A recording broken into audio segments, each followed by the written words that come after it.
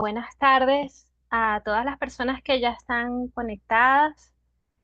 Buenas tardes en Madrid, buenas tardes en Rosario, buenas tardes en Caracas. Bienvenidos a la presentación de Tres novelitas invisibles, el libro de Fidel Maguna. Estamos muy contentos en la Fundación para la Cultura Urbana de finalmente presentar el libro de Fidel, que fue el ganador del 21º concurso Premio Anual Transgenérico de la Fundación para la Cultura Urbana. Y además es el primer libro que vamos a presentar en este 2025, en el que celebramos además 25 años de labor de la Fundación para la Cultura Urbana, y nos da mucha alegría que nuestra primera actividad editorial, digamos, sea con este libro. Eh, ya les voy a poner el link de su versión digital eh, en Amazon. Está disponible ya en este momento en Amazon, Apple Books, Google Books y próximamente en otras plataformas para comprarlo de forma digital, y próximamente estará disponible de forma impresa en Venezuela. Bueno, estamos aquí para presentar esta novela que, como dije, es ganadora del Premio Anual Transgenérico del año 2021. Es, eh, es un bellísimo libro en el que hay un juego de sucesivas capas, en el que se entreteje. Hay tres poemarios que en el fondo son tres novelitas breves, invisibles, o como dijo el mismo jurado, es una novela en verso o poema novelado sostenido sobre la hilación de fragmentos, vestigios de conversaciones, recuerdos, episodios, textos y cavilaciones mediados por lo no dicho. Y precisamente es una novela que trabaja, un libro que trabaja desde el fragmento, desde las anotaciones, las descripciones de fotos, las referencias a cartas, correos electrónicos, a paseos que hace el personaje narrador, el poeta de esta obra, que, bueno, al final le deja al lector, como él mismo afirma, los restos de una novela que no muestra. Lo que quiere decir que le corresponde al lector tomar esos retazos y tejer, escribir las tres novelitas que están subterráneamente aquí, tratando de poner en práctica aquello de que la lectura en sí misma es un acto de escritura, o reafirmando aquello de que el lector es el que activa el artificio literario. Y bueno, y allí hay un diálogo con Conrad, con Piglia, con Kafka, con Bolaños, con distintas referencias. eh, eh, pero ya nos adentraremos en estos pormenores acerca de detalles de la novela. Tenemos acá a su autor y ganador del Premio Anual Transgenérico desde Rosario, Argentina, Fidel. Buenas tardes, gracias por acompañarnos. Bienvenido a la presentación de tu libro. Estamos muy contentos de que finalmente podamos tener esta conversación. Hola Diajanida, hola Carlos, hola a Hola. todos. Yo también estoy muy contento. Muchas gracias. Tenemos acá también con nosotros a mi queridísimo Carlos Sandoval, quien fue el editor de este libro, y que también va a estar aquí con nosotros conversando sobre la novela y sobre Fidel. Él está desde Madrid. Hola, Carlos. Buenas noches Hola, en Madrid. hola Diaja, siempre un gusto verte y saludarte. Y hola Fidel, no nos habíamos visto de hace tiempo. Voy a hacer un chiste, no nos habíamos visto de la última vez. Desde la última vez. Sí. A ver, Carlos, creo que podemos comenzar con tu voz, y tú nos puedes hablar de esta novela, o de este libro, de este poemario, de este artefacto con el que Fidel ganó el Premio Nobel Transgenérico. ¿Cómo no? ¿Cómo no? Claro. Desde el momento mismo cuando se organizó el jurado, a mí me tocó hacer parte de la preselección y la novela, el libro, Tres novelitas invisibles de Fidel, empezó a destacar, ¿no? Luego los jurados al final, pues, cuando discutieron, decidieron darle muy merecidamente el premio. Se trata de un libro que efectivamente, como ha dicho mi querida Diaja, puede ser leído como tres poemarios que tienen un hilo conductor, pero también, que yo creo que es lo que es, y ya Fidel nos responderá acá cuando le hagamos alguna pregunta. Es una novela escrita con una voz poética que se enmascara realmente como una voz narrativa, si esto es posible.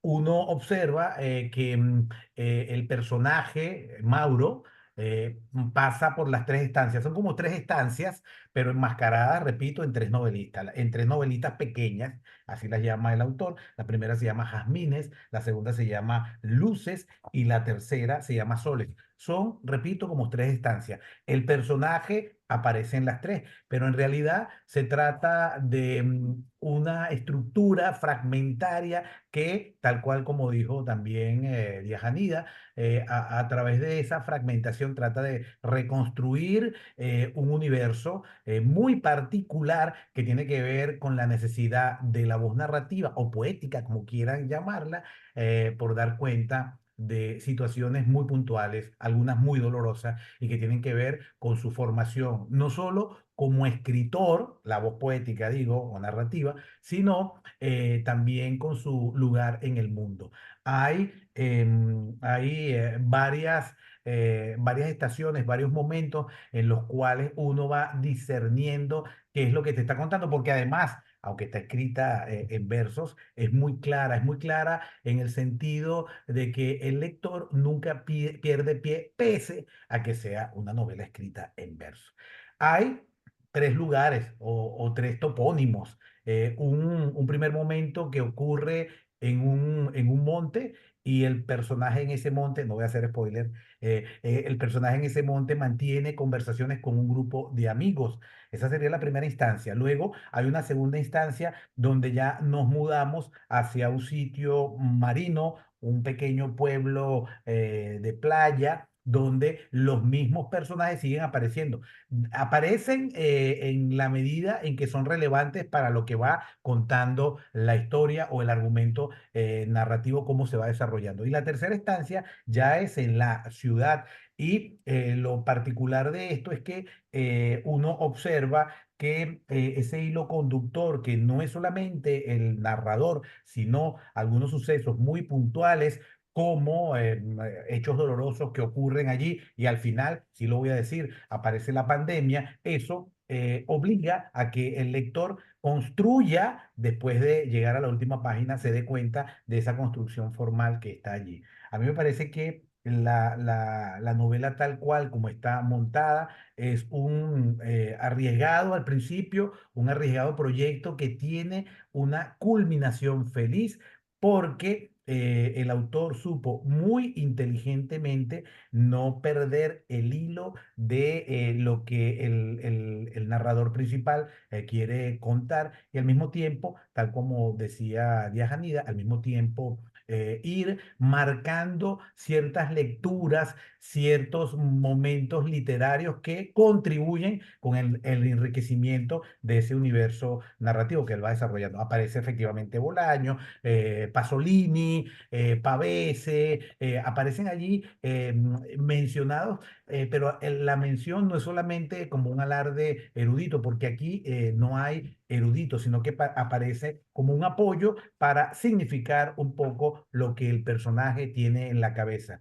Y creo que una de las cosas importantes es que es una novela sobre la amistad, una novela sobre la amistad, sobre el amor, sobre la incomunicación y sobre la necesidad de dejar una suerte de huella en nuestro paso por el mundo. Digamos que ese es, en resumen, según mi lectura, el espíritu de la obra de esta novela dividida en tres estancias, que son tres novelitas invisibles que terminan revelando, pese a su título, una cosa muy profunda. Eh, Fidel, a conversar sobre estas cosas que ha dicho Carlos y otras que también yo tengo por acá, pero yo quisiera, voy a desordenar esto un poco, digamos.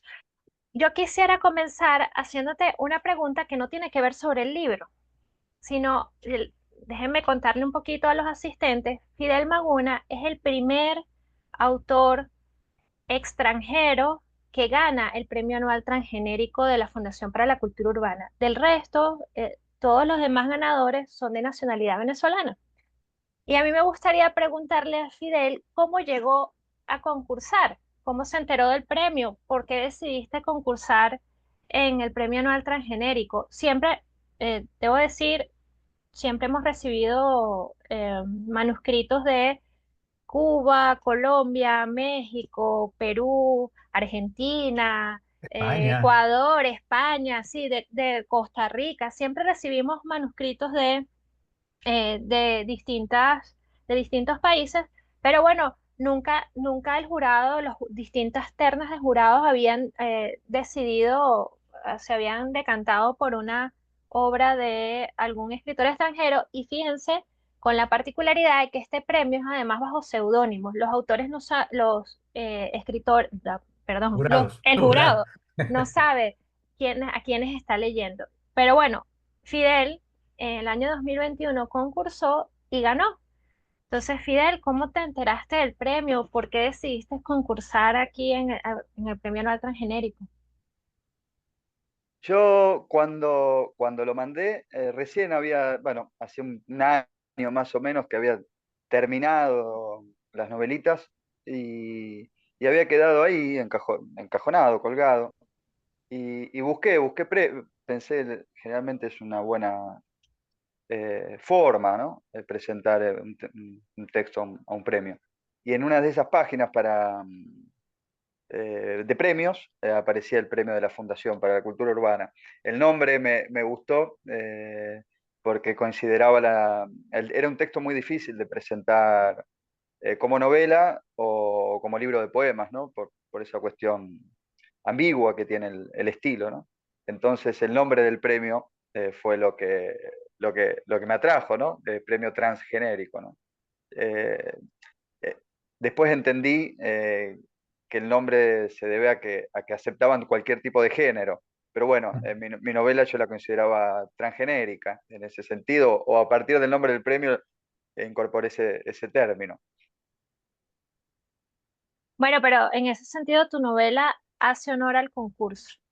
Es absolutamente, Sí, es un artefacto que, digamos, pone en cuestionamiento los límites genéricos.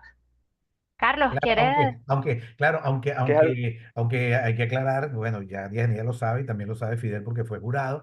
Sí, transgenérico no significa, lo dijo Fidel, no significa que tienes que mandar un texto donde se combinen cosas, porque, todo hay que decirlo, nos ha ocurrido que hemos recibido textos donde un autor, cualquiera desconocido, manda un libro donde la primera parte son unos poemas, después reúne unos cuentos y después pone un ensayo y después un fragmento de novela. Entonces, pero no es es, necesariamente que tenga que ser transgenérico respecto de los géneros. sí, y por cierto, no es algo muy común, no sé cuántos premios que acepten cualquier tipo de género existen.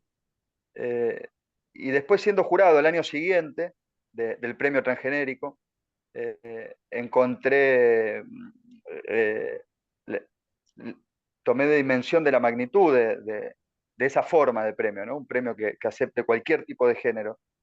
Eh, Porque no importa bajo qué registro, pero de alguna forma es abrir una puerta a una voz de la realidad, ¿no? Siendo jurado y leyendo de distintos géneros al año siguiente, ¿no?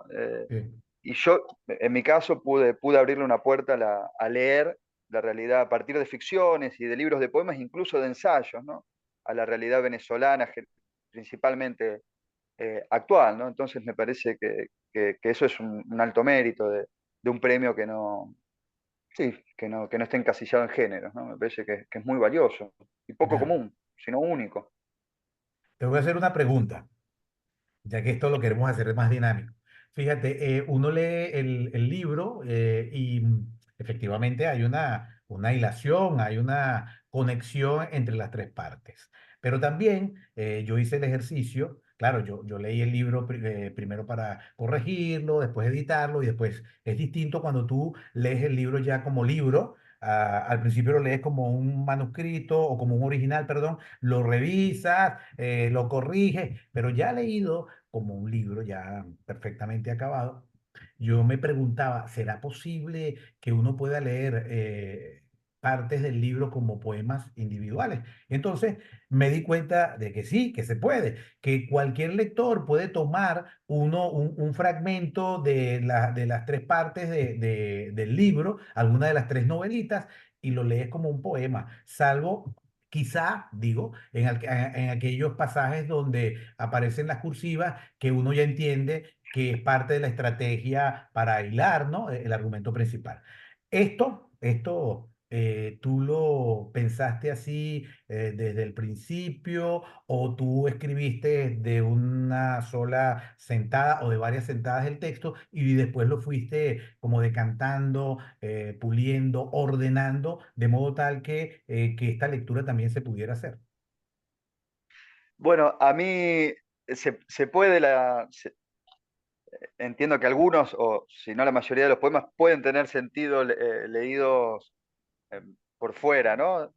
Pero a mí me cuesta mucho, ya conociendo el trasfondo, ¿no? La hilación con el resto, ¿no? Como parte de la historia. Eh, pero entiendo que sí. La escritura fue muy lineal en ese sentido, no hubo mucho trabajo de, posterior, una vez terminado, en cuanto a unificar partes, sí, con algunos gestos por ahí, como marcabas, Carlos, trabajando en las bastardillas, en pequeños detalles, ¿no? Generar un hilo, ¿no? Un hilo conductor, una unión. Eh, pero en ese sentido fue bastante lineal y bastante en simultáneo a acontecimientos de mi vida. Me parece que eso es lo que... Por eso también recurrí al poema, ¿no? Yo el libro, la historia, para decirlo de alguna manera, lo empecé a escribir a los 23 años, en el 2017, y lo terminé 3 años después, a los 25, 26, viviendo en simultáneo acontecimientos similares a los que vive el personaje, ¿no? Pero notaba la necesidad eh, de transformar algunos acontecimientos en historias. Yo también releyéndolo ahora estos días, antes de esta presentación, pensaba, ¿no? Que de alguna forma recurría al poema y no a una escritura más lineal, ¿no? Más cercana a lo que conocemos como prosa, eh, por una cuestión sintomática, para mí, en ese momento por lo menos, a partir de la escritura de poemas, yo sí, podía notar ciertos síntomas de ciertos malestares que estaba viviendo, tanto íntimos como de contexto, ¿no? Pero empecé a notar también que dentro de esa escritura más íntima podía ir deformando, jugando con esa realidad, ¿no? Yo no sé contar historias, ni escribiéndolas, y generalmente oralmente soy mal contador de historias, me cuesta mucho, sobre todo cuando sé cómo empieza y cómo termina, ¿no? Me da la sensación de que aburro o me aburro.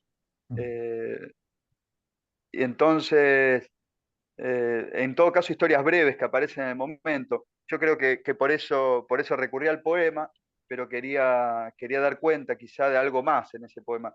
O quería seguir tirando un poco del hilo de esa percepción, quizá para encontrar la raíz de los síntomas, ¿no? El origen de ese mal, o de esos males, o de esos sentimientos, ¿no? No siempre males. Eh, y cuando, como marcabas, ¿no? Vos hablabas de que hay una reconstrucción de un universo, y yo ahora lo pienso un poco así, y en ese momento fue la reconstrucción, creo yo, de un universo que todavía no se había perdido, ¿no? Un universo que yo notaba que se estaba empezando a perder quizá, o, y que esa idea de fin de una época, después coincide, la última parte está escrita en simultáneo con el año de la pandemia. eh, no es un texto intimista como esos diarios que salieron en pandemia, ¿no? Sino que es parte del contexto de- de escritura, ¿no? Pero bueno, aparece, y eso de alguna forma coincide con el final de esta historia, ¿no? Eh, en ese sentido, yo Yo creo que pensándolo como poemas, son poemas que a mí me ayudaron para, para encontrar algo más en lo que yo estaba sintiendo, ¿no? Como generalmente hacen los poemas, ver algo que está ahí y que uno no puede verlo si no lo escribe, ¿no? Y ahí, bueno, qué mejor que un poema. Pero a la vez notaba una necesidad de que haya una continuación, una continuación. Fidel, escuchándote, eh, até dos cosas. Una, que yo creo que es un libro muy pigliano, ¿no? O sea, Piglia, es- tú lo nombras en la novela, pero está presente ya en esta cuestión digamos, la reflexión sobre los géneros literarios que plantea la misma novela, sobre el acto de escribir y de leer que planteaba Piglia. Creo que se puede ver acá, pero hay dos líneas, escuchándote, además de esto, con dos líneas eh, de uno de los poemas, capítulos, Mm. fragmentos del libro que se llama Correspondencia, que creo que apunta a lo que tú estás diciendo y que apunta además a algo importante en tu libro, que es esto: narrar la experiencia del fracaso de narrar es lo más cerca que podemos estar de narrar una experiencia. ¿No? Esa cosa de atar la experiencia, la narración, como es decir, traducir la experiencia al formato de una novela, un relato, como se quiera darle la forma a ese relato digamos, una de las grandes preocupaciones y reflexiones de la literatura y además de Piglia también. Por eso hice todo este entramado. Y bueno, finalmente a donde quiero llegar es precisamente a esa conexión tuya con Piglia, o yo estoy aquí haciendo inferencias eh, fuera de lugar. No, para nada, es muy acertada. A mí, de hecho, en ese momento habían salido, creo que Piglia, si no me equivoco, murió en el 17. Yo lo empecé a escribir ahí en simultáneo. De alguna forma se mezclaron en ese momento mis diarios, mis diarios con mis poemas, ¿no? Entonces también hay algo de diario dentro de la estructura del libro, ¿no? De la voz del libro. Y habían salido los diarios de Piglia, que yo me había nada, hecho un lector fanático de los diarios de Mm. Piglia, tanto que terminó molestándome, porque ahora releyendo mis propios diarios veía cierta inocencia en la forma en que yo anotaba mi día a día, y a partir del día que mi propio diario, ¿no? Anoté, hoy compré los diarios de Renzi, eh, a partir de ahí empezó a cambiar mi propia escritura del diario, lamentablemente, ¿no? Porque se fue contaminando de la voz de Renzi, de Piglia, con el tiempo de a poquito, y también gracias a la escritura de este texto me pude ir liberando un poco de eso, pero me acuerdo que en ese momento también me interesaba mucho, bueno, ahora también, pero en ese momento era la pasión por el descubrimiento de una idea, una pasión muy juvenil también, de esta idea de Piglia, de que un buen lector se transforma en el autor del texto que está leyendo, ¿no? Eh, y en ese sentido quise jugar con esa idea, ¿no? Para mí fue un gesto en el momento lo sentí como un gesto de liberación, no tener que andar pensando qué decir, ¿no? O liberarme un poco de cierta retórica en esto de los síntomas que decía, o de los males, también era un poco un intento de liberación de la idea que, que mamamos las personas que escribimos, eh, sobre todo en la juventud, en la adolescencia, en la primera juventud, ¿no? De lo que significa ser un escritor, de lo que significa ser una persona de la cultura. Es algo que a mí me generaba mucho malestar, eh, mucha angustia, por momentos me parece que los escritores adoptan una idea medio psicotizante. Bueno, la cuestión de la mímesis, si no es bien manejada, ¿no? Con la proyección de lo que uno es, mi propia mímesis, ¿no? Empezando por mí, mi propio personaje. Entonces, de alguna forma, dentro de ese mal, de ese síntoma, de esa enfermedad literaria, bueno, creo que le di una vuelta de tuerca o intenté darle una vuelta de tuerca, bueno, sí, me sentía un poco un personaje de que cuesta liberarse, ¿no? Y es algo enfermante que puede producir ya no el texto, ¿no? Sino todo el mundo que lo rodea. Bueno, evidentemente hacer un personaje real, ¿no? Un personaje ficticio a partir del personaje. Y ese es el personaje que cuenta la historia. Es un personaje, yo tenía 20 y pico y el personaje tiene 10 años más, es decir, casi la edad que yo tengo ahora, ¿no? Entonces era una proyección medio fantasmal de, de, de ese personaje que yo mismo interpretaba y que veo que muchos en el ambiente interpretaban, interpretan y seguirán interpretando, ¿no? Entonces, ver cómo esa posición ante la literatura, esa posición ante la lectura y ante la escritura sobre todo, puede generar estragos en la comunicación, en la capacidad de escucha, en la capacidad de lectura, ¿no? Y en ese sentido son personajes que abandonan esa, esa idea, ¿no? Esa idea endogámica también de ser parte, ¿no? De escribir para ser parte, para ser principalmente, ¿no? Y caen en una suerte de vacío y descubren que en ese vacío, quizá por primera vez en mucho tiempo, empiezan a comunicarse, empieza a haber una correspondencia, como marcaban, ¿no? Por eso está nutrida de mails, de cartas, de llamadas por teléfono, porque no están en la misma ciudad, intentan volver a la ciudad, pero les cuesta, no pueden. Yo en ese momento me había ido de la ciudad y me costaba mucho estar adentro de la ciudad. Ahora estoy adentro, ¿no?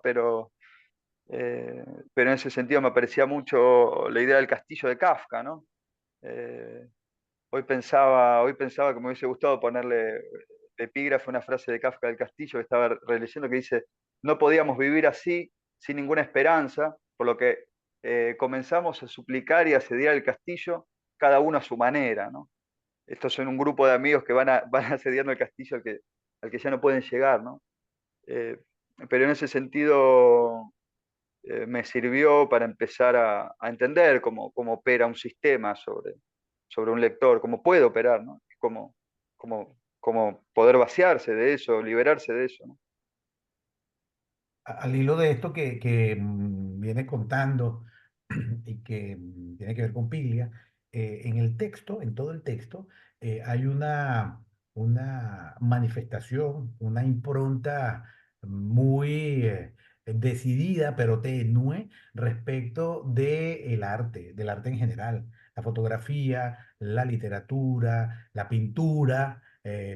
Esto parece ser eh, en la obra como el camino para algunos de salvación o el camino quizá para otros de perdición, pero sin duda la única posibilidad que tienen los personajes, no solamente el protagonista, sino otros personajes para explicar el sentido de su paso por el mundo. ¿Es así? Sí, yo también es un poco el universo que conozco, ¿no? Con lo bueno, con lo malo, ¿no? Ya es inevitable, ¿no? El universo de- de los artistas en general. Eh, Después la tensión es un poco, sí, es así, en el sentido de, bueno, ¿qué es lo genuino? Me parece que la pregunta es por lo genuino y cómo lo genuino se va perdiendo, se va confundiendo, ¿no? O a mí se me iba confundiendo. Eh, a mí lo que la idea, ¿no? Respecto a la idea de salvación a través del arte, de continuidad, ¿no? Esta idea eh, de que, de que el libro es la extensión del espíritu, ¿no? Esta visión un poco borgiana, ¿no? Y que hay una idea, eh, va escindiendo al artista eh, de la posibilidad sí, de contemplar. Es la idea de la traducción, ¿no? El artista que traduce el ruido del mundo, pero si lo traduce es porque no está adentro. A mí y esa idea me genera un poco de tristeza, ¿no? Eh, eh, en- y un poco de miedo también, ¿no? La figura que me aparece es de ese cuento de Rodolfo Walsh, Nota al pie, es un traductor, el traductor suicida, ¿no? que trabajaba en una gomería ganando, bueno, ganando un buen sueldo, pero sabe inglés y lo contratan de una editorial y empieza a trabajar en la editorial, gana menos que en la gomería, pero bueno, lo sostiene ahí la ilusión de ver en algún momento su nombre publicado en un libro, ¿no? Entonces traduce, traduce, traduce, pero no logra salir de la pensión y un día aparece su nombre publicado como traductor y esa noche se emborracha y festeja y dedica libros y envía libros y después la vida sigue y se da cuenta bueno, del vacío que hay detrás de esa idea, ¿no? Y ahí, bueno, muere. Me parece que ese fantasma eh, es un poco el que quise ahuyentar y es algo que mamamos desde siempre, ¿no? Pero bueno, después de ese fantasma, que en sí también es un tema narrativo, ¿no? Es una atmósfera linda para relatar eso. Preguntarme qué hay, eh, para qué sirve, para qué me sirve a mí, ¿no? Pero sí hay eso. Ya. Fidel, mira, y hay una idea acá también en la novela, se ve al exilio desde otro ámbito, ¿no? Desde otro lado, porque es un exilio voluntario y además un exilio terapéutico, ¿no? Mauro dice en algún momento, para estar sano, para volver a estar sano, yo me tengo que ir por un tiempo, ¿no? Que es como el personaje toma conciencia eh, de su situación en el momento, en su presente, digamos, y lo que debe hacer para poder sanar y continuar. Y me pareció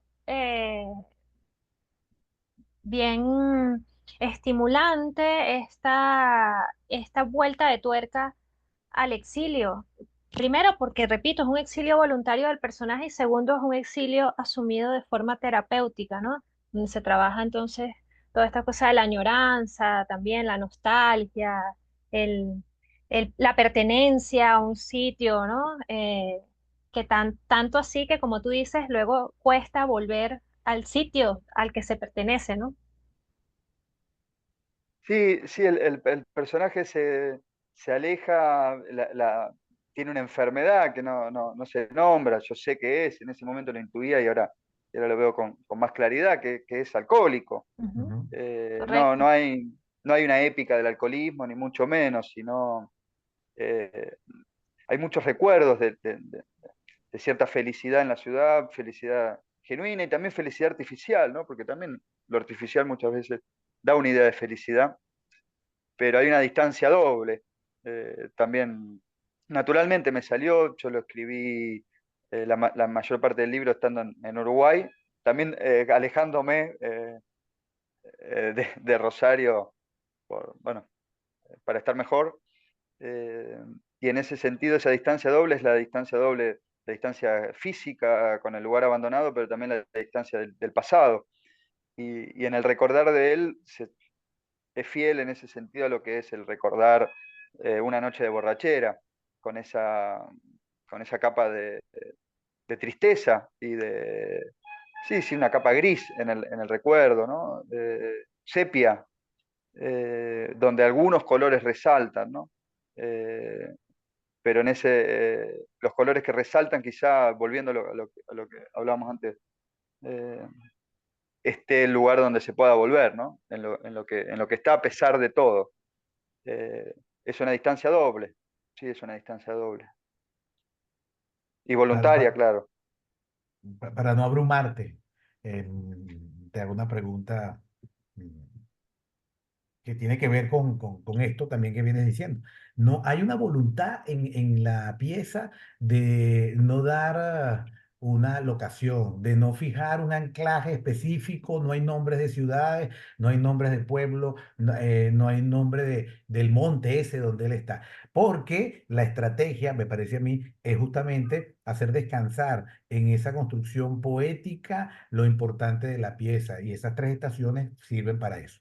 Y luego este distanciamiento de los lugares, eso sirve, me parece, corrígeme si no es así, para hacer descansar. Es un asunto que es miliar en la obra, que son las filiaciones personales, la familia, el hermano de Mauro, la madre y luego los amigos. Que a mí me parece que esto es lo más interesante de la pieza, o una de las cosas más interesantes, la relación de amistad entre todos estos personajes que son los mismos y que pasan en las tres estancias y que, bueno, varían su comportamiento, pero que están allí y al final no es una obra que revela fracaso en los personajes, no es una obra tampoco que hace un encomio a la felicidad, pero es una obra que se acerca bastante a la realidad de cualquier persona. O sea, aunque es una obra que representa, en realidad se parece mucho a la vida cotidiana.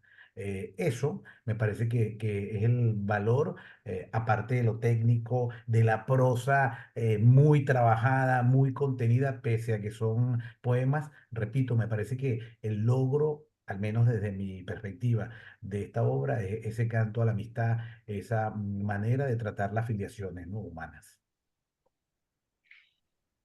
Sí, tal cual. En el sentido del fracaso, me parece que eh, una idea de felicidad es la libertad de aceptar el fracaso, ¿no? De alguna forma la historia empieza cuando estos personajes de 30 y pico eh, aceptan que fracasaron en una idea que tenían sobre el deber ser, ¿no?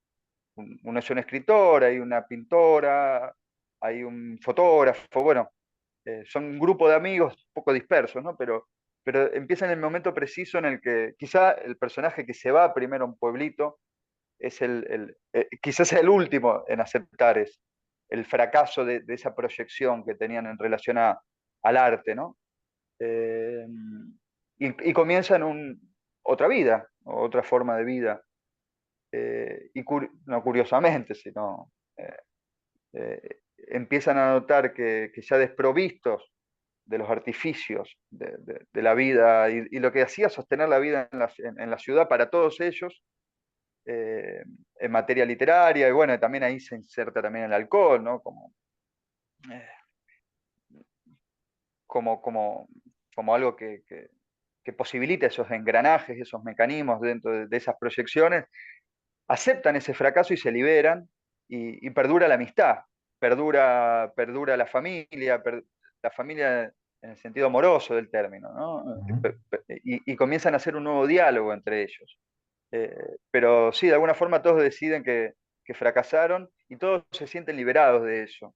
Mientras tanto, en la ciudad, que reciben noticias de la ciudad, la maquinaria sigue encendida, y le llegan noticias de esa maquinaria, y también son un poco las primeras impresiones de esos personajes, particularmente del que narra, Mauro, de cómo recibe ya en otro universo, ¿no? En otro universo discursivo, donde ese lenguaje eh, que, sobre el cual se edifica un mundo, ya no pertenece, ¿no? Para él ese lenguaje está muerto, esa forma de pensar, esa forma de decir, esa forma de proyectar en relación a- al arte, ¿no? Entonces son las primeras impresiones de un personaje que está entrando en un nuevo campo discursivo,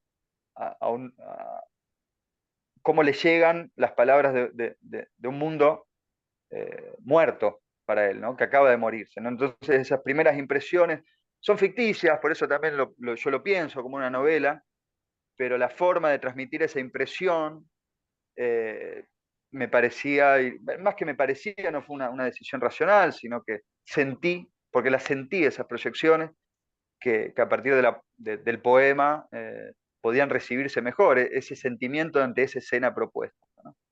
Eh, pero también ahí eso lo relaciono con lo que citaba Diajanida, ¿no?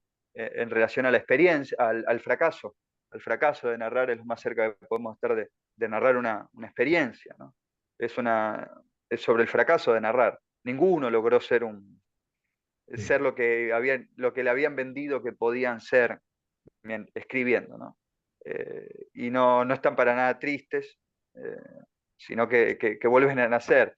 El traductor este que mencionaba del cuento de Rodolfo Walsh no se mata cuando fracasa, se mata cuando tiene éxito y se dio cuenta que la idea del éxito que lo había sostenido en un lugar, en un universo, eh, estaba edificada sobre nada, ¿no? Eh, Creo que sí, a mí, sí, y además para las personas que nos están escuchando, si me tocara o me toca hacer una invitación a leer la novela, yo creo que me agarraría de este punto que abrió Carlos, y que Fidel estaba comentando, de retratar estos asuntos humanos con una perspectiva honesta, donde no se idealiza ni tampoco se sataniza, como está eh, diciendo Fidel, estos personajes aceptan, o sobre todo el narrador acepta la, la vida, la realidad, con sus bemoles y con su luz y con su, ¿cómo se llama? Esta ruta que no va en línea recta, sino que va en distintas direcciones y uno retrocede, avanza. Estoy hablando así metafóricamente para no contar de la novela, pero creo que eso es uno de las cosas que más me conmovieron y más me tocaron de este libro fue esta visión, esta perspectiva. eh, Creo que la palabra es honesta y sin estridencias de la vida, de cómo es la vida y de las cosas que se presentan a estos personajes. Eh, Fidel, fíjate que tú hablabas de que hubo cosas que no fueron conscientes. Y estoy viendo en el chat que Jaime Ballesteros te hace una pregunta que tiene que ver con la construcción de la novela y este asunto de si algunas decisiones son conscientes, premeditadas o no. Él te dice, él pregunta que si escribiste primero los poemas antes de tener la idea de una futura unión de ellos en una novela, o si la idea del libro llegó primero y los poemas aparecieron según el plan de tu escritura. bueno, la primera parte, la primera novela breve, eh, bueno, no la pensé como una novela breve, sí, sí, sí, pero sí quise hacer, eh, me gustaba en ese momento, en Los Hermanos Karamazov, el poema a Alyosha, creo que lee un poema que escribe, el poema se me fue el nombre ahora, es un poema largo, ¿no? Y me pregunta, una pregunta también, era inocente la pregunta, pero a mí me gustaba, ¿este es un poema de Alyosha o es un poema de Dostoyevsky, ¿no? El Gran Inquisidor. Entonces, ¿qué pasa con ese juego, ¿no? El poema escrito por un personaje. Entonces, lo que quise jugar al principio, como un juego, ¿no? Va, como un juego poético, eh, pero era escribir el poema de un personaje que piensa, siente, muy parecido a mí, con diferencias, ¿no? Y ese poema me dio una libertad narrativa, me dio una posibilidad narrativa que lo permitió ir continuando, ¿no? Eh, Esta idea yo la escribí la primera parte en el 17 en Rosario, y en mi cabeza estaba todo el tiempo irme a Los Cocos, en la provincia de Córdoba, ese es el pueblo de montañas Los Cocos, donde vive mi tío, Mm. donde voy seguido, ¿no? Pero siempre me aparece y me sigue apareciendo la idea, cuando las cosas no están del todo bien, irme allá, ¿no? Tener ese lugar. Entonces, bueno, llevé al personaje ahí y le pedí que escriba poemas desde ahí. Después, la vida quiso que me fuera de Rosario, ya no a Los Cocos, sino a Uruguay, a Piriápolis. Entonces, al personaje lo llevé de Los Cocos, si bien nunca se dice el nombre de las ciudades, lo llevé conmigo ya a Piriápolis, y le pedí que escribiera de ahí. Y después la vida siguió queriendo que me desplace, ¿no? Y me mudé a las afueras de Rosario, ¿no? Con la idea de poder volver finalmente a la ciudad, y justo en ese año empezó la pandemia. Quedamos en un pueblo alejado, alejado, pegado, pero no era Rosario, pero imposibilitado de entrar a la ciudad, ¿no? De hecho, de noche se veía la luz de la ciudad a la que no podía entrar porque las rutas estaban cortadas por las restricciones de la pandemia. Ahí me volvió la idea del castillo de Kafka, ¿no? Que se ve el castillo pero nunca puede llegar. Estaba asediando el castillo.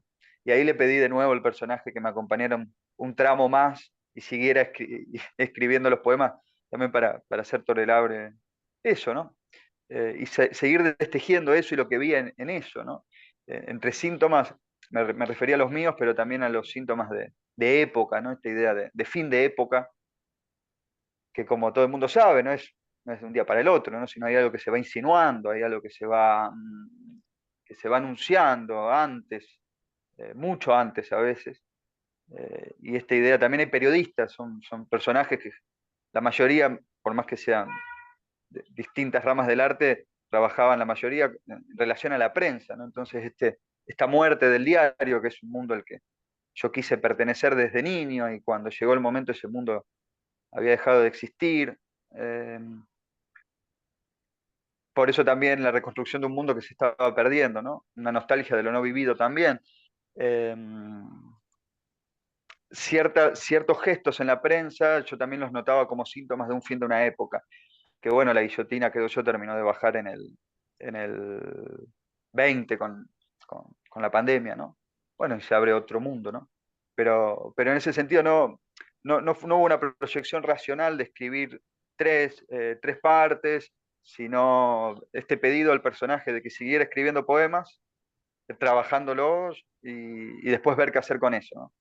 Pero está muy delimitado por tres periodos y tres lugares imaginarios y reales. Ya. Samuel González, nuestro querido Samuel pregunta, pero ya eso se respondió, Samuel, llegaste tarde. Que si, ¿cómo se enteró?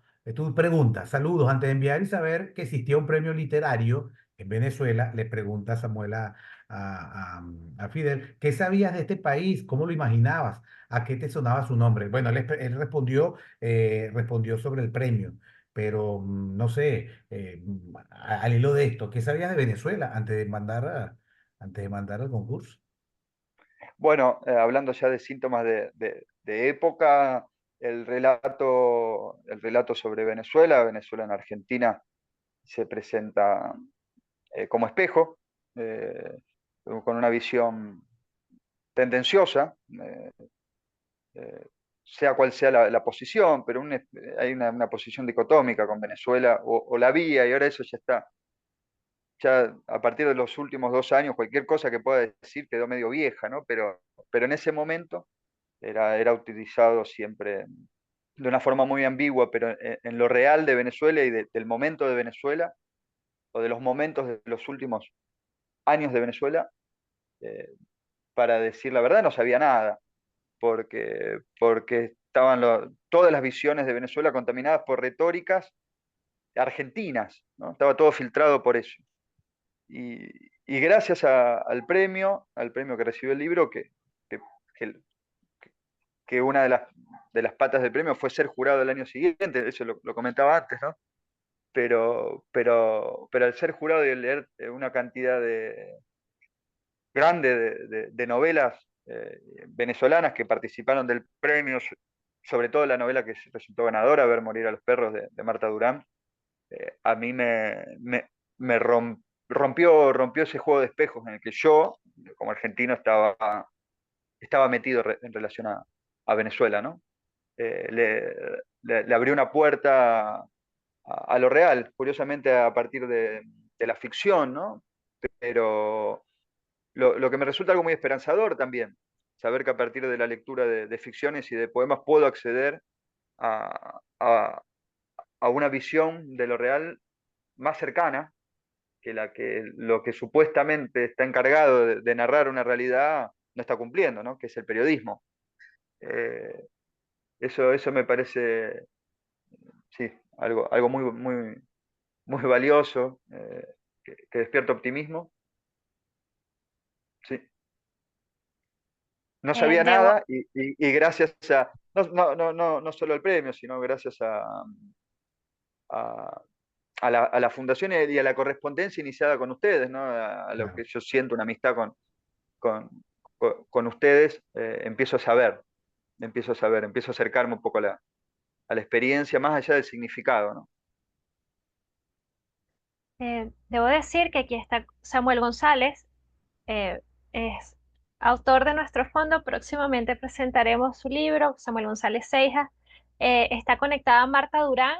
eh, ganadora de la siguiente edición del Premio Anual Transgenérico, del que Fidel fue jurado y cuya obra está haciendo referencia, que también en- eh, la presentaremos próximamente. Y está por acá también Sandra Caula, es decir, estamos aquí en una reunión también de autores de la Fundación para la Cultura Urbana. Saludos a todos y gracias por acompañarnos.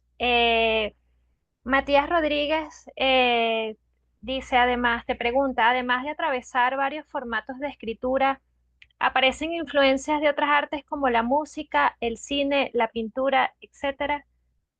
Yo lo podría contestar, pero Fidel, creo que puedes hacer tú. Bueno, eso también lo que hablábamos hace un rato, es del mundo, el mundo que conozco, sencillamente, ¿no? Si conociera también familiarmente, ¿no? Son las discusiones, las conversaciones de mi infancia, del mundo que viví desde chico, era el mundo conocido. Me costaría mucho tener un personaje, eh, eh, qué sé yo, pescador, eh, porque no, o profundizar en las complejidades del mundo de la pesca, porque no estoy familiarizado en ese sentido. No tengo tampoco un ímpetu muy aventurero, yo, en cuanto al ingreso a otro mundo, para descubrirlo y con esa fascinación del que descubre, eh, poder narrarlo y llevarlo a mi propio registro. Si no, me crié entre personas relacionadas al arte. Eh, entonces, es mi mundo natural. Fidel, una vez a Bioy Casares le preguntaron que por qué siempre escribía cuentos y novelas de gente de la clase alta. Y entonces él respondió, bueno, que ese era el mundo donde él se movía y que él no podía hablar de otras cosas que sino de eso. Te pregunto, y lo has dicho en el transcurso de esta conversación, eres una persona que escribe sobre la base de temas raciales que te tocan, que necesitan ser expresados básicamente porque te conmueven. Hay varios tipos de escritores, evidentemente, en el mundo. Gente más cerebral, gente más vinculada a manifestaciones autobiográficas. En tu caso personal, entiendo entonces que tú solo escribes de temas que realmente necesitas comunicar porque te tocan profundamente. Es decir, tú no podrías ser un escritor a quien se le encargase un título de ficción. Perdón, me distraje leyendo la última parte, Carlos, de la pregunta. Que te preguntaba sobre la base de lo que tú has venido comentando acá en esta conversación, que si tú, siendo un escritor que escribe realmente de las cosas que lo tocan y que tienes que comunicar, tú entonces no serías capaz, pregunto aquí, una pregunta así un poco capciosa si quieres, tú no serías capaz de escribir un libro por encargo que te diga, la editorial Carlos Sandoval te va a pagar para que escribas un libro sobre la pesca, sobre ficción, sobre alguien que sea pescador, o sea, no podrías. Sería, sería como una condena. La aceptaría por la necesidad Claro. imperiosa de trabajo, ¿no? Pero sería como una condena. Quizá desde la idea de la condena podría tratar de generar un nuevo polo narrativo, conociendo un poco mi estructura, pero no sería, no, me despertaría más miedo que entusiasmo. Salvo que el tema logre encontrar alguna cuestión oculta en ese tema, ¿no? Una cuestión paisajística, es decir, tomando el juego con la pesca, ¿no? Si es retratar el paisaje del último barrio de pescadores de Rosario, podría, no, lo intentaría y fracasaría. Después trataría de hacer algo con ese fracaso. Eh, pero si hay algún punto en ese pedido que yo encuentre que hay algo más o que no se está diciendo, ahí seguro sería muchísimo más atractivo, ¿no? también voy aprendiendo de todas formas a encontrar esos puntos y identificar más cuál es el motor de mi deseo. Recién ahora y un poco más liberado del supuesto deseo y el supuesto deber. Y a esto me refería al principio, ¿no? Que tiene que tener un escritor, esa cuestión de ser un escritor. Eh, y recién ahora estoy empezando a madurar esa idea y a descubrir que también es múltiple el deseo y lo que lo, lo impulsa. Yo en ese sentido, sí es para tirar, no sé si para descubrir, pero sí para, cuando encuentro una imagen, para tirar un poco más del hilo. En lo que refiere a la ficción y a la poesía, el hilo de la madeja, ¿no? Yo siento que cuando escribo una ficción o un poema, un poco sobre todo cuando trabajo un personaje, trabajo, de hecho no, la palabra trabajo está de más, cuando aparece un personaje no siento una idea de trabajar, porque no hay mucha razón ahí, en mi caso. Construyo un fantasma, hago fantasmas, fantasmas de mí, fantasmas de situaciones, fantasmas de otros. Después, en el ensayo, en la investigación, por ahí lo que me interesa es otra cosa, pero, pero el encargo, de hecho, es algo que me cuesta mucho. Ya. ¿Y ahorita estás escribiendo, Fidel? ¿Estás en algún Pues, proyecto personal, un poemario, otro ah, intento narrativo? hice, después de las tres novelitas invisibles, tuve 4 años haciendo un libro sobre Rodolfo Walsh, Ujú. en realidad sobre el universo de ediciones alrededor de Rodolfo Walsh.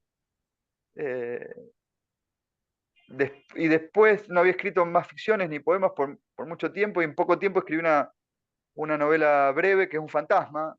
Hice un fantasma de mí mismo en ese momento, de hace un año, eh, pero muy poco tiempo. Y es la primera vez ahora, hoy, que felizmente, o sea, sin ninguna culpa, puedo decir que no estoy escribiendo nada. Sí, algunos poemas y algo, pero estoy y sin sentir una abstinencia, o todavía, ¿no?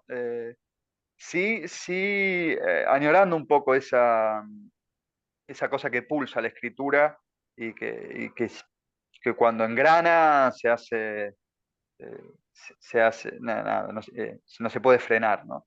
Pero bueno, en un punto muerto, placentero de escucha y de lectura, eh, pero no, en ningún proyecto todavía. Eh, Bueno, ningún proyecto de escritura porque eres editor y tu revista sigue en movimiento, tu trabajo como editor. Sí, sí, como editor sí, sí, de alguna forma el editor y el corrector, ahora, ayer sacamos de imprenta Un árbol para John Berger, que son crónicas que publicamos en la revista Belbo, un libro de Ciro Corol, que se presenta la semana que viene en Rosario. Eh, y de alguna forma el editor también escribe, ¿no? Escribe, lo saben ustedes, escribe en silencio, escribe de forma invisible, ¿no? Borrando la huella, escriben sugerencias, ¿no? Así que bueno, en ese sentido también, sí, sí. Y disfrutando mucho eso, disfrutando mucho. Fidel, bueno, ya tenemos una hora, Dianida, querida. Fidel, una pregunta, digamos, quizá para ir cerrando.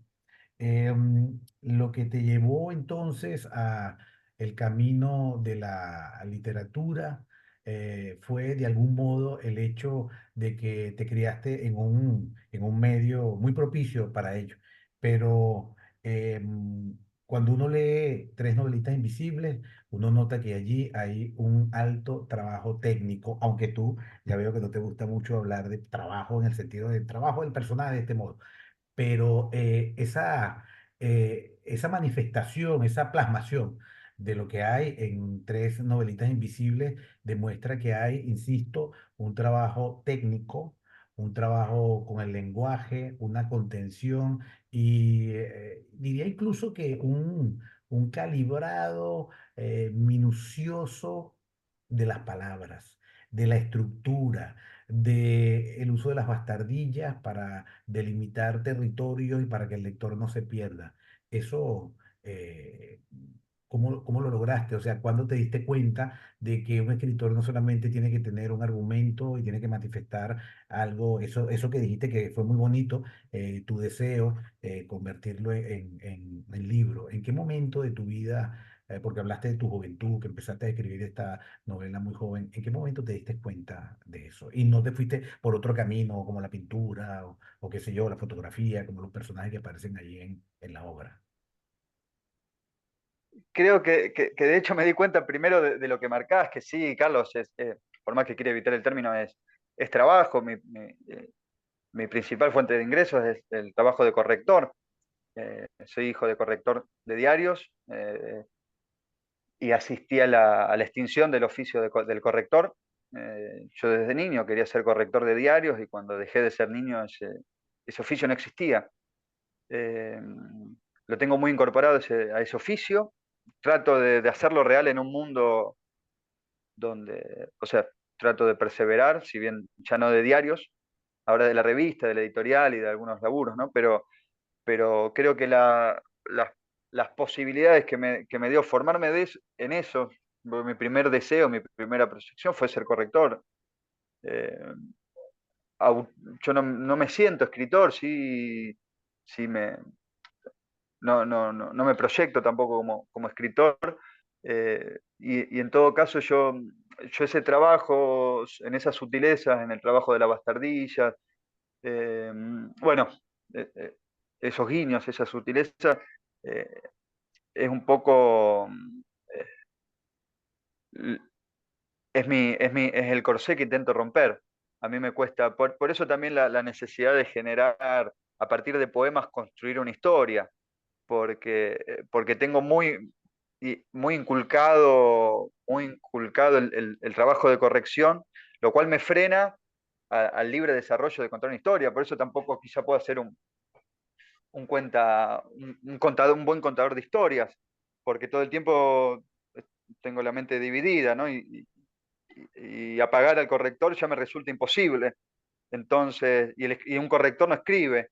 Entonces, bueno, en esa tensión del deseo, del deseo doble también, generar un nuevo polo, eh, que no es demasiado claro, pero, pero me di cuenta, eh, me di cuenta, para ser completamente sincero, me di cuenta, si bien siempre quería escribir cuentos, probablemente como todos los niños, aunque no lo escriban en papel, sino con palabras, como todos los seres humanos, que había algo más en mi deseo en relación a la escritura a los 16 17 años, cuando muere un amigo, un amigo mío, y ahí la- los caminos, si se quiere, eh, convergen.